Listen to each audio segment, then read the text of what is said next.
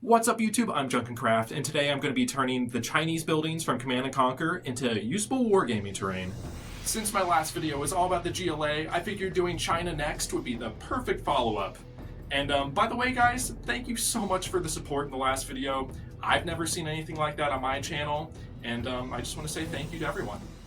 Okay, that's enough talking for now. Let's go into Blender and start modeling all the buildings. China will grow larger. Now, before I get started, I want to make sure these buildings are scaled properly so they don't look weird next to the other ones I already have. To do this, I'm going to import the black market I made in the last video, and I'll compare this in-game with the other Chinese buildings.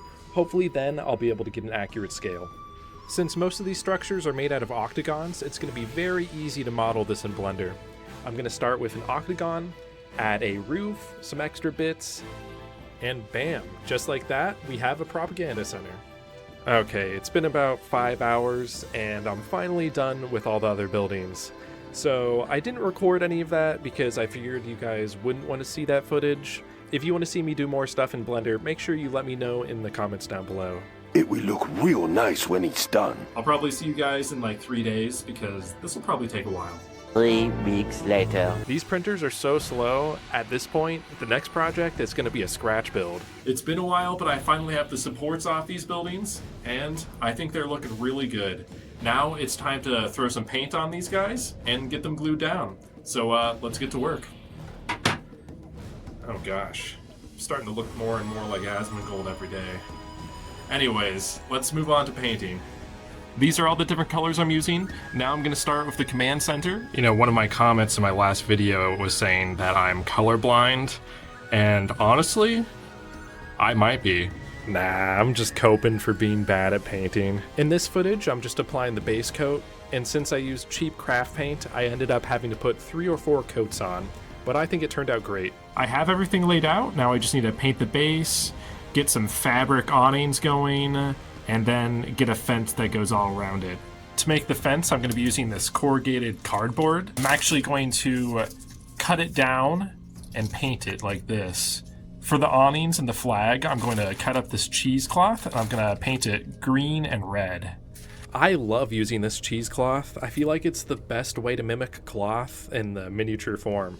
I went ahead and painted the cloth green and red, and then I started to attach all the cloth to the buildings. Next, I quickly painted the chipboard base with this gray concrete-like color. Now that I have this covered in paint, it's actually going to warp because of the moisture, so I'm going to get some weights and actually weigh it down. That dried perfectly. Now it's time to get everything glued down. Here's the command center. I think it looks really nice. I'm definitely liking how colorful it is compared to the GLA command center.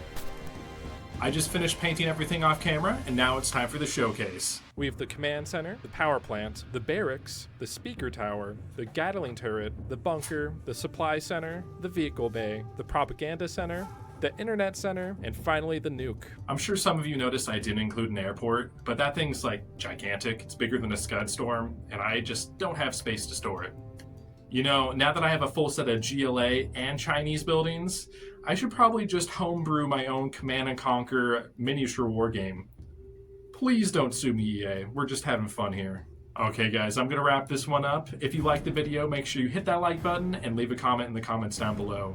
I have some really cool stuff coming out, so make sure you subscribe as well, and I'll see you in the next video.